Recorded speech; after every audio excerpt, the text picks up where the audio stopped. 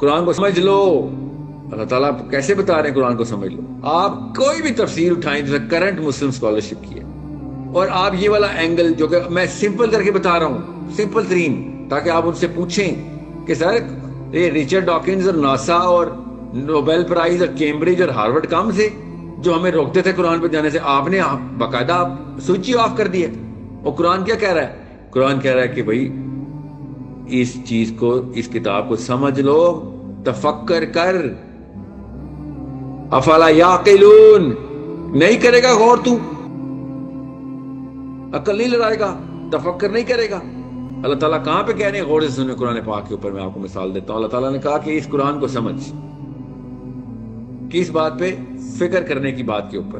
اب اس کو فکر کس طریقے سے انالوجی اللہ تعالیٰ دے رہے ہیں، کیا زبردست دروازہ کھل رہا ہے، اور اتنا سمپل طریقے سے کہ اللہ تعالیٰ نے کہا کہ اگر لو انزلنا هذا القرآن على جبل لرأيته خاشعا متصدعا من خشية اللہ.